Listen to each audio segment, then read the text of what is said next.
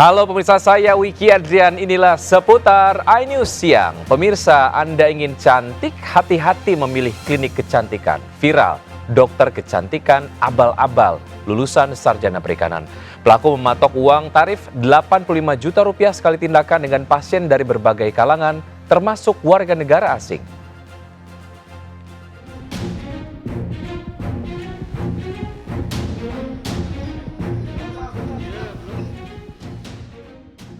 Seperti inilah Ria Agustina atau Ria Beauty, seorang sarjana perikanan menjalankan praktek ilegal sebagai dokter kecantikan gadungan. Praktik yang dilakukannya sangat ekstrim, melukai wajah ataupun anggota tubuh pasien. Bukan seorang dokter, praktik tanpa SOP medis dan kliniknya pun ilegal. Ria Agustina alias Ria Beauty bersama asistennya ditangkap Polda Metro Jaya di sebuah hotel di kawasan Kuningan, Jakarta Selatan. Ria membuka praktik di hotel-hotel dengan tarif Rp85 juta sekali tindakan. Pasiennya dari beragam kalangan, bahkan warga negara asing.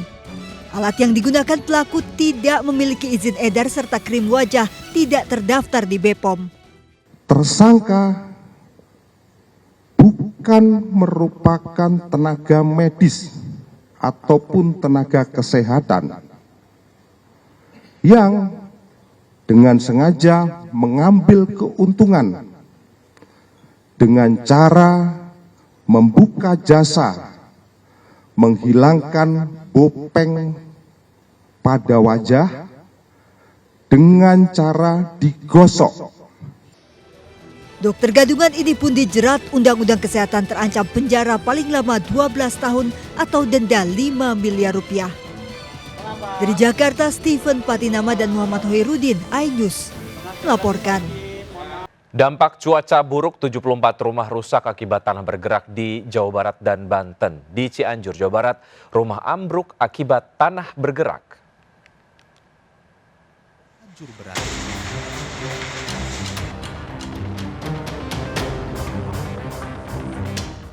Rumah di Kampung Gunung Waru, Desa Sukaraja, Cianjur, Jawa Barat, hancur berantakan.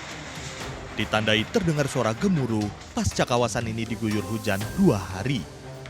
Kerusakan puluhan rumah warga akibat tanah bergerak meluas ke Kecamatan Kadu Pandak. Menghindari jatuhnya korban, warga mengungsi ke kantor desa. Di Desa Tanggeng, Kecamatan Tanggeng, Cianjur, Jawa Barat, puluhan kepala keluarga mengungsi. Pergerakan tanah merusak 74 rumah warga, 29 rumah rusak berat. Tanah bergerak terjadi di Kecamatan Cihara, Lebak, Banten, merusak 21 rumah warga. Pergeseran struktur tanah terjadi usai kawasan ini diguyur hujan deras selama lebih dari 4 hari. 90 warga terdampak tinggal di tenda pengungsian.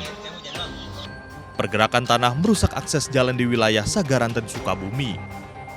Ruas jalan Sagaranten Kalibunder terputus dan tertimbun longsor tidak bisa dilalui kendaraan. Ruas jalan ini adalah satu-satunya akses jalan warga beraktivitas antar desa.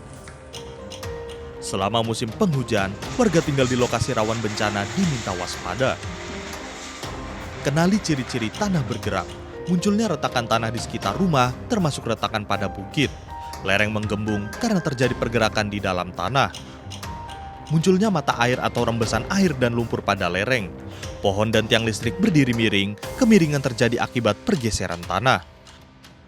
Batuan dan tanah di lereng terjal berjatuhan dari atas. Terdengar suara gemuruh di permukiman. Tim kontributor iNews melaporkan. Terkepung banjir, wanita hamil yang mengalami kontraksi hebat di Pandeglang, Banten dievakuasi petugas dari rumahnya. Banjir merendam sudah hampir sepekan dan menyebabkan 3 orang warga tewas.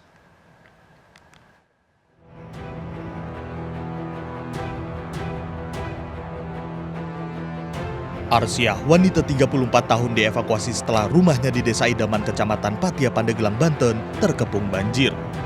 Wanita hamil 41 minggu ini mengalami kontraksi hebat dibawa dengan perahu karet. Korban tak bisa melahirkan normal di puskesmas karena posisi bayi anak ketiga sungsang. Di Rumah Sakit Alinda Husada, korban melahirkan bayi laki-laki berbobot 3,9 kg dan panjang badan 52 cm melalui persalinan sesar. Saya ucapkan banyak-banyak terima kasih pada tim gabungan yang membantu persalinan saya. Dampak cuaca ekstrim mengakibatkan banjir dan tanah longsor terjadi di Desa Cidikit, Kecamatan Bayah, Lebak, Banten. Sejak banjir melanda, 3 warga dilaporkan meninggal dunia, 1 warga tertimpa longsor, dan 2 warga terseret arus banjir. Data BPBD Lebak mencatat 22 kecamatan di Lebak terdampak banjir dan longsor. 1.694 rumah dan 29 titik infrastruktur terendam. Dari Lebak, Banten, Iskandar Nasution melaporkan.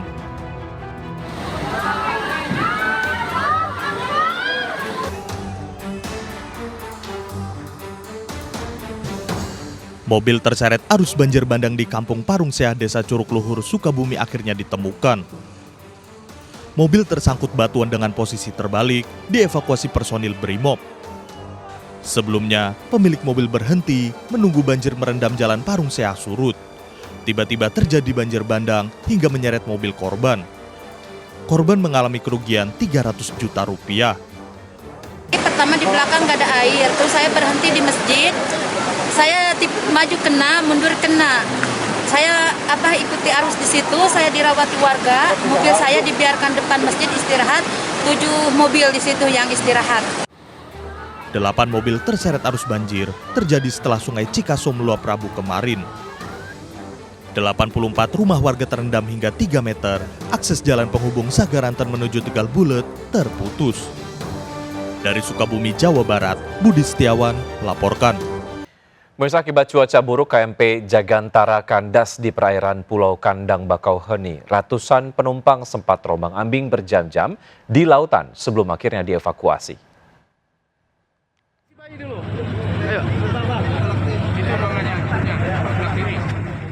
Ratusan penumpang dievakuasi dari KMP Jagantara yang kandas di perairan Pulau Kandang Bakauheni Sabtu lalu. Akibat cuaca buruk, kapal yang hendak menuju ke Pelabuhan Merak ini kandas di perairan Selat Sunda di dekat Pulau Kandang Lunik. Musibah ini diduga akibat jarak pandang dan arus bawah laut sulit dikendalikan oleh nahkoda hingga kapal terseret dan kandas. Meski seluruh penumpang selamat, kapal yang membawa 63 unit kendaraan ini sempat terombang-ambing di lautan sehari semalam. Yang evakuasi itu nggak banyak, penumpang masih merasa mungkin ini nggak lama lagi. Pas pagi, barulah penumpang merasa panik mungkin ya, jadi ingin dievakuasi semuanya.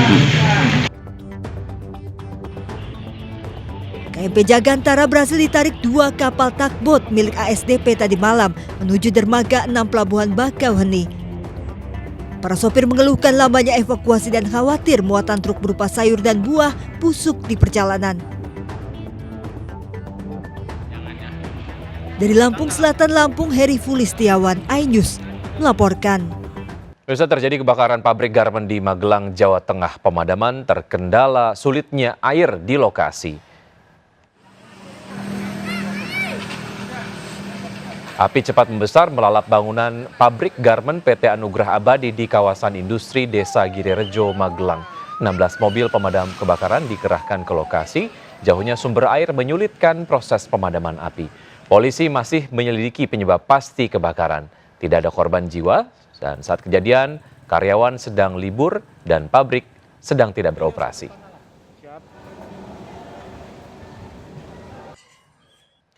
Pemirsa, Anda ingin beli mobil mewah atau tas mewah dengan harga miring? Anda dapat datang ke gedung KPK Jakarta. Ada banyak pilihan barang mewah sitaan dari para koruptor yang dilelang dengan harga mulai setengah harga aslinya. Dilami Aulia melaporkan untuk Anda dari gedung KPK.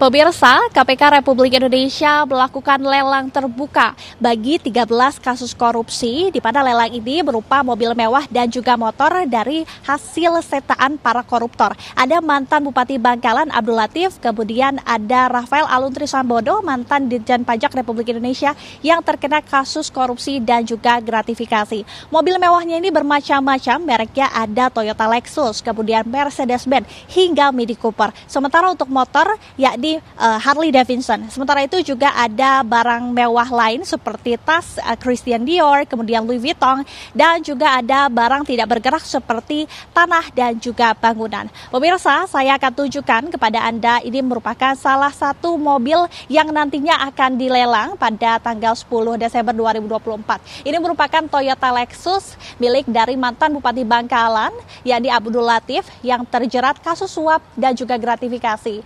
Di mana untuk Toyota Lexus ini dijual di harga 1 miliar rupiah atau setengahnya dari harga pasaran di 2 miliar rupiah. Kalau kita merujuk pada kasus Abdul Latif, ia terpidana begitu ya 9 tahun penjara dengan merugikan uang negara sebesar 9 miliar rupiah. Kemudian juga ini ada mobil Mercedes-Benz yang dibanderol dengan harga 500 juta rupiah. Dan pemirsa, bagi Anda yang ingin dan berminat untuk mengikuti lelang, Anda juga dapat mengunjungi situs lelang.go.id, di mana penawaran lelang sudah dibuka sejak Kamis lalu, dan sementara lelang ini akan dilaksanakan pada tanggal 10 Desember 2024. Nantinya penawar harus menyertakan uang jaminan untuk melakukan pembelian. Kembali ke studio. Pemirsa, Rabu besok seluruh gubernur, bupati, dan wali kota akan mengumumkan besaran upah minimum tahun 2025. Merujuk pada keputusan Presiden, upah minimum tahun depan ditetapkan naik 6,5%. Apa respon pekerja dan pengusaha? Berikut informasinya untuk Anda. Pada tahun 2025 sebesar 6,5%. Rabu besok, seluruh kepala daerah baik provinsi maupun kabupaten harus mengumumkan upah minimum pekerja tahun 2025. Besarannya merujuk pada keputusan Presiden Prabowo yang menetapkan upah minimum 2025 naik 6,5% dari tahun ini. Untuk menaikkan rata-rata upah minimum nasional pada tahun 2025 sebesar 6,5%. Menurut Presiden, besaran kenaikan upah untuk menjaga daya beli masyarakat sekaligus mempertahankan daya saing sektor usaha. Untuk Jakarta dengan total UMP saat ini sebesar 5.057.381, maka tahun depan UMP Jakarta akan naik menjadi 5.396.760. Ada kenaikan juga, tapi semua juga ikut naik, jadi barang-barang. Jadi ya sama aja sih sebenarnya, gaji naik, jadi yang lain juga ikut naik. Seneng ya kalau UMR naik, cuman ada khawatirnya juga, takut nanti ke kebutuhan kayak BBM ikut naik. Itu sangat membantu, apalagi sekarang apa-apa udah mahal, jadi itu buat saya senang sih. Mungkin buat para pekerja juga ngerasain senang begitu. Kamar Dagang Industri atau Kadin menyatakan besaran kenaikan upah 6,5% dirasa berat di tengah pelemahan daya beli, ancaman banjir produk impor, dan dampak situasi global. Kenaikan upah bisa berakibat pada maraknya ancaman PHK, terutama di sektor usaha padat karya. Misalnya kalau tidak mampu, ya daripada melakukan rasionalisasi atau merumahkan atau PHK, kan lebih baik menunda. Misalnya, ya kan? Ya, jadi ini opsi-opsi ini harus dilakukan. Ya, kemudian kedua, atau mungkin ada insentif lain. Kadin meminta pemerintah menjaga kelangsungan sektor usaha dengan memberikan berbagai macam insentif. Tim Liputan iNews melaporkan. Bertabur pemain muda tak menyurutkan semangat Timnas Indonesia menghadapi Myanmar malam ini di ajang Piala AFF. Jika skuad Garuda meraih poin penuh, tentu akan membuka jalan barisan pemain muda ke babak berikutnya kian lebar.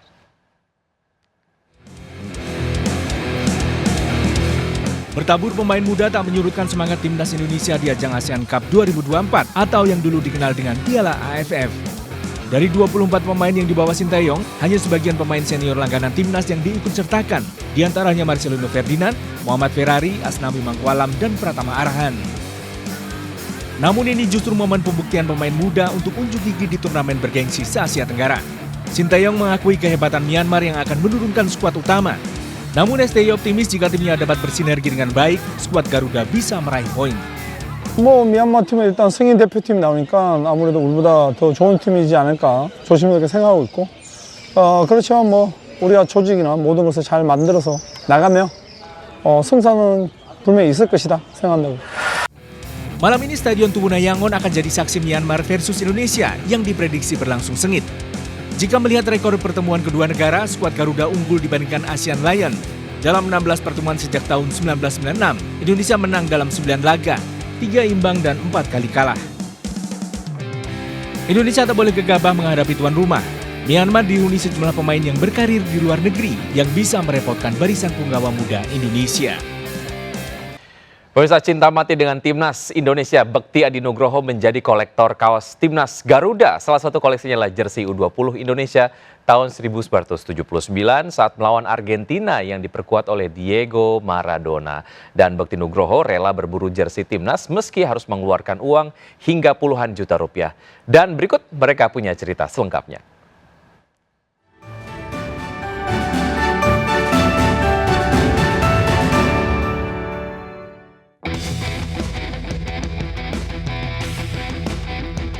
Awalnya emang karena suka ngeliat timnas, suka ngikutin timnas, cuman punya beberapa jersinya. Jadi karena cuman punya beberapa ini, ke-trigger jadi, dan alhamdulillah ada rezekinya, ke-trigger jadi untuk ngumpulin. Dan ternyata punya value dan bisa jadi legacy buat kita sebagai kolektor sih. Jersey yang saya beli pertama kali itu tahun 2018, jersey timnas. Awal-awal ngumpulin cuman beberapa sih, kalau timnas itu masih KW kan, zaman-zaman masih kuliah. Nah begitu timnas ngerilis jersinya waktu itu tahun 2018, mulai tertarik untuk membeli dan akhirnya tiap timnas merilis jersey baru saya beli sampai benar-benar mengumpulkan di tahun 2024, awal tahun 2024 lah.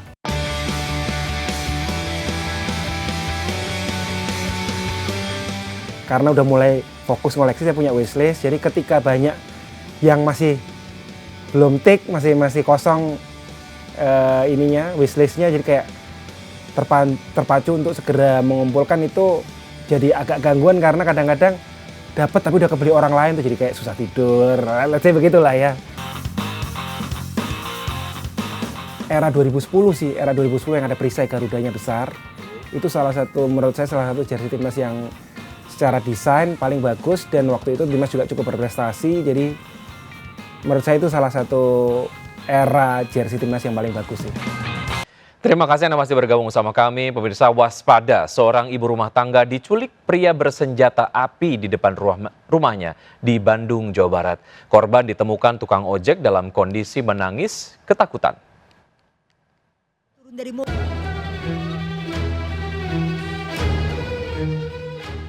Rekaman CCTV di depan rumah korban inilah yang mengungkap kasus penculikan seorang ibu rumah tangga. Korban berinisial S turun dari mobil hendak masuk ke dalam rumah di Jalan Sukanegara Asri, Kota Bandung. Tak berselang lama, dua pria mengendari minibus bergerak mundur mendekati mobil korban. Seorang pria turun menodongkan senjata api dan menarik korban masuk ke dalam mobil pelaku. Korban sempat berteriak membuat keluarga berlarian keluar rumah, namun mobil penculik sudah menjauh dari lokasi. Arisan. Oh, dari arisan. Arisan ibu-ibu di sini. Jadi katanya tadi tuh sebelum pulang ke rumah nganter dulu ibu ini, tetangga-tetangga. Terakhir baru dia pulang. Datanglah mobil ngikut. 8 jam berselang dari penculikan, korban ditemukan tukang ojek di sekitar Taman Abdi Negara Jalan Pasir Impun, berjarak 7 km dari rumah korban. Korban dalam kondisi menangis ketakutan langsung diantar pulang oleh tukang ojek. Di dalam mobil atau di luar terus. Cek karena informasinya di Pasir Impun, informasinya apa, orangnya juga pakai tapi katanya gitu, tapi sudah beda mobil katanya, udah beda mobil. Korban saat ini trauma, sementara identitas pelaku dan motifnya dalam pencarian polisi. Dari Bandung, Jawa Barat, Mujib Prayitno, iNews melaporkan. Pemirsa, PT PLN Persero menggelar touring puluhan kendaraan listrik dari Jakarta menuju Bali selama 6 hari. Touring bertajuk EV Roadshow ini bertujuan untuk memastikan kesiapan stasiun pengisian kendaraan listrik jelang libur Natal dan Tahun Baru.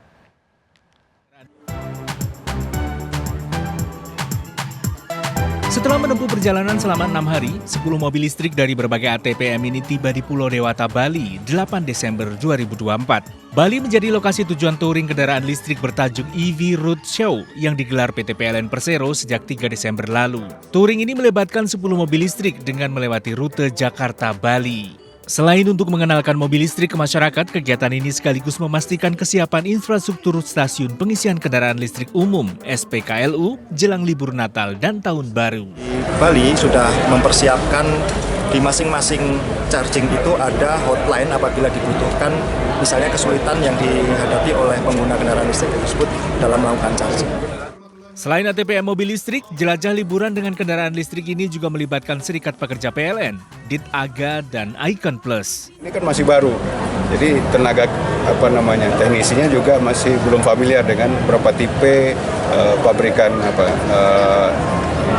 charging itu sendiri. Nah, itu adaptasi juga terhadap teknologi itu. EV Roadshow juga diisi dengan sejumlah talk show seputar kendaraan listrik. Dari Denpasar, Bali, Indira Ari, iNews melaporkan.